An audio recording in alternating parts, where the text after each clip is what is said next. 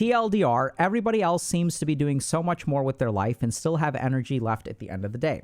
I'm trying my best, but it feels like 10% of what others do, and yet again, I feel like I could sleep for 6 months straight.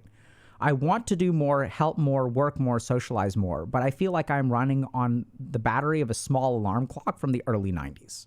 30-year-old male here, have been diagnosed with ADHD when I was 10. People forgot about it. Life fell apart. Struggled all my life with depression and anxiety. Had therapy. Got re-diagnosed at 26. Finally, stuff started to make sense. And the past 4 years have been the best of my life so far. Lately, though, the past few weeks, I've noticed that I'm becoming increasingly quieter, more tired, and generally meh. I know this could be due to a myriad of reasons. Nobody here could definitely tell me what is going on, but apparently I still had the impulse to share.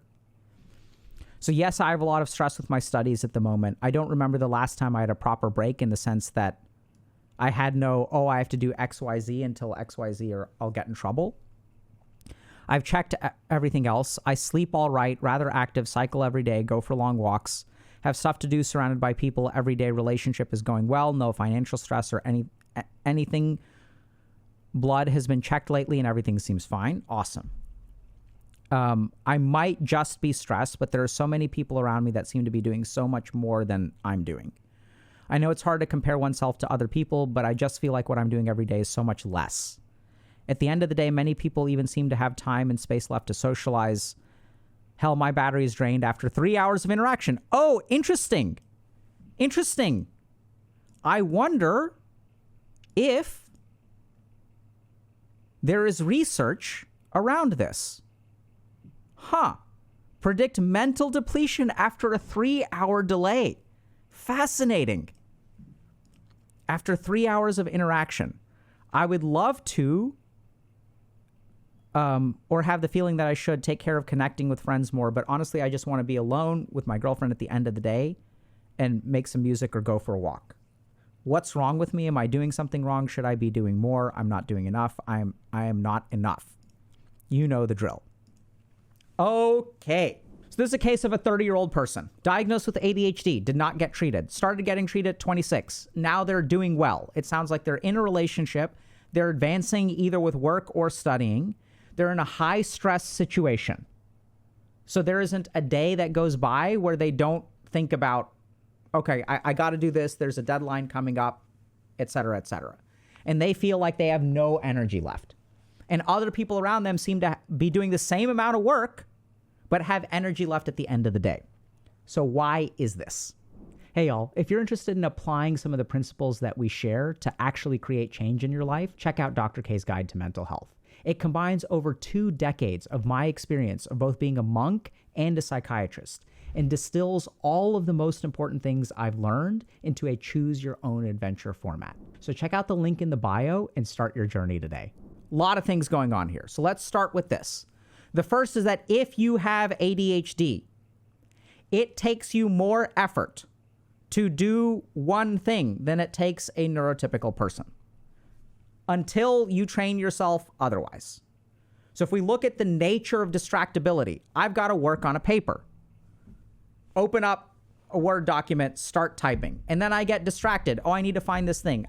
I pull this thing out. I start reading it. Okay, this paper is over here. I don't understand what this means. I'm going to look at something on Wikipedia. Once I'm on Wikipedia on the computer, I'm going to alt-tab and watch some YouTube.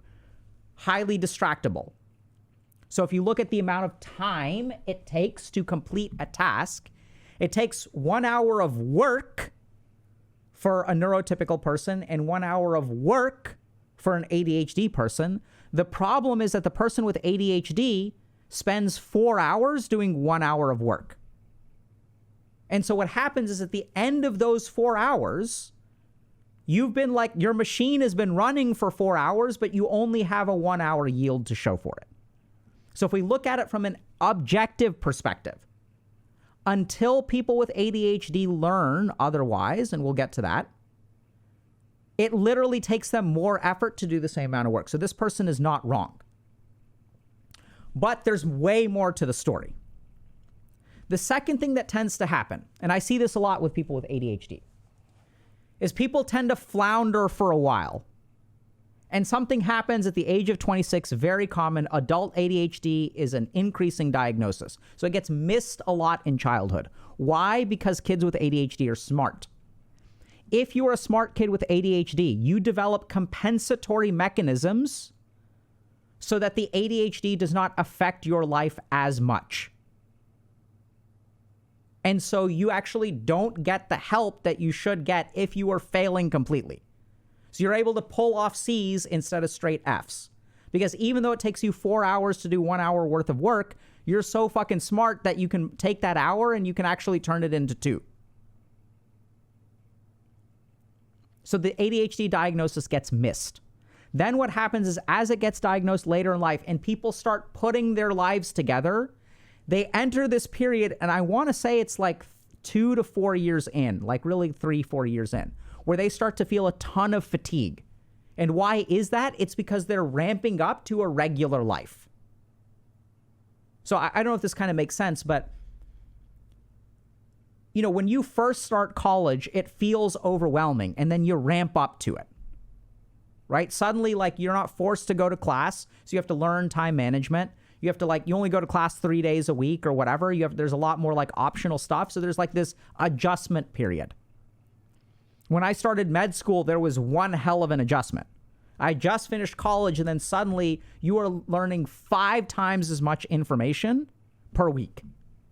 And there's one hell of adjustment in your first year of med school. And then they ramp it up in your second year. And now you're learning 10 times as much as you did in college. And then they ramp it up more in third year, because now in third year, you're working in the hospital. You don't have time to read all day, but you're expected to know all of this stuff. And that's an adjustment. So life is a series of adjustments. And what happens with people with ADHD is, since they're so behind in life, as they start to catch up and they become somewhere on the level of normal human beings, if you compare yourself to your peers, like, they've gone through that adjustment phase and you're still adapting. So it can feel like it's really, really, really hard for you to, like, survive. Even though you're surviving, it feels very exhausting. That will get better. And I see this really with people with ADHD, like in year 3 or 4 of college, where now they're like playing in the big leagues with everybody else. And that's just tiring in and of itself. The third thing that's going on here is stress. So if you sort of think about your 3rd or 4th years, those are objectively harder than your 1st or 2nd years in a lot of ways, right? Advanced classes, more intensive material. You're writing theses, things like that. There's like other like kind of advanced stuff. Generally speaking, it can be easier for a lot of people because you enjoy it more, hopefully. But the workload is objectively higher. And so when you're in this position of, I think this person puts it this way: I have a lot of stress with my studies at the moment. Yes, I don't remember the last time I had a proper break, in the sense that I had I have to do XYZ until XYZ or I'll get in trouble. So what I'm hearing from this person is this person has constant deadlines and hasn't been able to take a break. So how does that affect people? It affects them through the cortisol system. So what cortisol does is buys me 24 hours of high productivity for a week of exhaustion afterward. That's literally what happens. So what cortisol does is cannibalizes our things like muscle tissue to give us energy over the 24-hour period. So what we're doing is we're chopping down a wall to get firewood to survive for the next 24 hours. So when you're in a chronic state of stress, because normally what happens is human beings would recover, right? If I'm like hunting in the jungle and I get attacked by a pack of hyenas, I fend off the hyenas, I run away, my tribe comes to save me, we move a little bit, and then it's not like there's another pack of hyenas there the next day. Then I like rest, I relax, I catch up on my sleep, I recover. But in modern society, we don't get those times. We have chronic stress. So every day, my body has this system that activates, that helps me get through the next 24 hours, but then I don't rest for a week afterward. And so over time, that depletes your ability to do work. So why are you more fatigued than your colleagues? Because literally, your body has been chopping down walls for firewood, and then you're wondering, why am I getting more cold? Because your walls are gone. So this is the next thing that's going on. The last thing that goes on with ADHD, why people feel so exhausted, is this. What is wrong with me? Am I doing something wrong? Should I be doing more? I am not doing enough. I am not enough. This is the other problem. So why is it that someone with ADHD cannot realize that this is not me? Why do they assume that the problem is within me instead of, yeah, I'm in advanced courses, I'm working really hard, I actually objectively have a lot on my plate? Why don't they think that way? So if you look at a population of people who have ADHD and depression, what you discover is that 70% of the people who have ADHD first will develop depression later in life. 3% of the people who have depression first will develop ADHD later in life. ADHD has a causative effect for depression. Why is that? When a child grows up with ADHD, something very important happens. They realize that I'm just as smart as my friends. They realize that I'm no stupider than anyone else. But they also see when they're in the first grade, the second grade, they're 6 years old, 7 years old, they start to realize that I'm not able to do what they're able to do. It's way harder for me to pay attention. I forget my homework. I forgot I had a test. I'm just as smart as they are, but I can't remember having a test. When I sit down to study just like they do, I'm just as smart as they are, but I can't actually read the words on the page. They don't even realize that, right? They just have the textbook open in front of them. Their mind is all over the place. They just realize, I can't do this. And no one ever explains to them that this is like a problem because you have ADHD. Your attention is different from other kids. There's nothing wrong. What is wrong with you, what's different is your attention. So what does a 6-year-old conclude? In the absence of a diagnosis, a compassionate diagnosis, and some amount of explanation, there is something wrong with me. Fundamentally, something's busted because I'm just as smart as they are. But when I put in 4 hours, I get a B. And when they put in 1 hour, they get an A. There's something fundamentally wrong with me.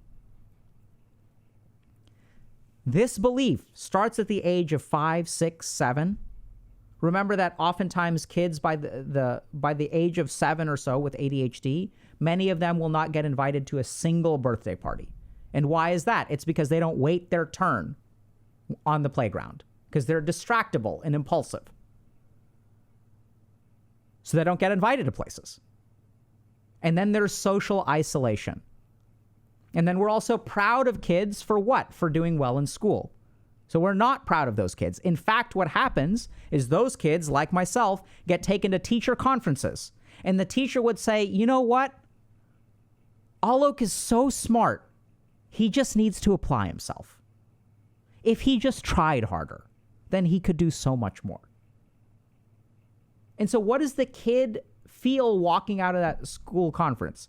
It means that there's not something wrong with me. It's just a lack of my effort. I'm just like, my IQ ain't low, but I'm just stupid for not applying myself. They don't understand that I'm actually applying myself as hard as I can. And so the feedback that these children get essentially results in this. Look at this statement.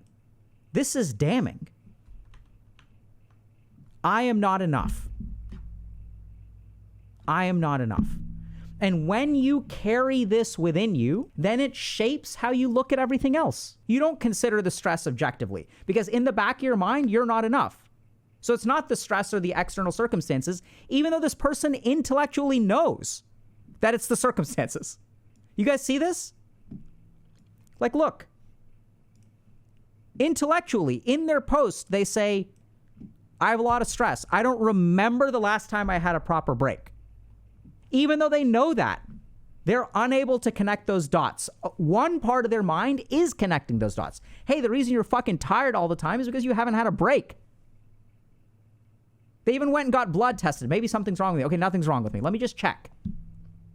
There's a part of your brain that knows there's nothing wrong with you. The problem is that for 26 years of your life, you learned that there's something wrong with you. And those two things clash. And that's why people with ADHD continue to blame themselves even though they're doing a good job. So if you are in this pickle, couple of things that you can do. The first thing that you can do is understand how to be better at working. So if you look at psychotherapy for ADHD versus medication treatment for ADHD, both of them improve ADHD the same amount. I can send someone to a psychotherapist or give them Adderall or a stimulant, and I can improve their focus by the same amount. I can improve their outcomes by the same amount. The difference is that if the medication stops, the effect goes away. If we stop psychotherapy, the effect lasts for 2 years after stopping psychotherapy. Why? So what psychotherapists will do is teach people with ADHD how to function in this world despite having distractible attention. It means things like get really good with your calendar. Make a to-do list. So one tip that I'll give people is that if you're working on a project, find all of your materials first and assemble them. Don't go and look for materials in the middle of your work. So if you've got some stuff on Google Drive or Dropbox, open it all up and set it to the side, or print those papers out and keep them there. Because if you open up a new tab and start hunting for stuff on the internet when you are trying to write a paper and you have ADHD, you're screwed. All of your work materials need to be organized. Calendar, alarms, all kinds of stuff. You can set up a system that will essentially protect you from your ADHD.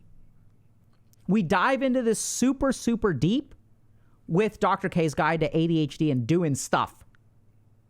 It's a guide about what is the science of doing stuff. What are the techniques that you need to understand that will help you do stuff? And this is everything from like understanding emotional blocks to organizational systems. So you can get some of that from therapy. You can get some of it from the guide. Second thing that you need to work on with ADHD is your sense of confidence or the person that you believe that you are. Essentially the untreated trauma of ADHD, of growing up with ADHD. That's undertreated. Because then you will form conclusions about yourself that will sabotage your efforts to do better in life. This is something that a psychotherapist will help you with. And when I work with a patient with ADHD, what I basically do, I have a 1-2 punch. So I'm going to help them with all these organizational skills, and I'm going to work on their confidence. So I'm going to treat this patient as if they have depression. And if I can get them to believe in themselves again, it'll change the way that they look at the world. So this is like the key thing to do, right? So you need to learn the organizational tools that will protect you from your ADHD. Meditation is also great. You can train your executive function and stuff like that. That's what we cover in the guide. And absolutely go see a therapist. Third, 4 things you can do. You can absolutely go get your hormones checked, go see a medical doctor, start medication if that's what you want to do. But the beautiful thing is I work with a ton of people who have ADHD who are very successful and did not start out that way. There is absolutely a methodology to this. In this case, is textbook. And if you're someone who struggles with this, where even though you're doing better in life, it feels so exhausting. And other people seem to be playing life on easy mode and you're playing life on hard mode. You can still down the bosses and beat the level, but it costs you so much more. And you carry around this idea that I'm not enough in some way. This needs to be fixed. Both of them can absolutely be fixed. With some simple organizational skills and workflow kind of stuff, you can learn how to study with a distractible mind and work on your confidence. That's what will ultimately help you realize, okay, I can do just as well as someone who's neurotypical in this world. I just need to play the hand that I'm dealt instead of copycatting neurotypical kids. That's where ADHD kids get screwed.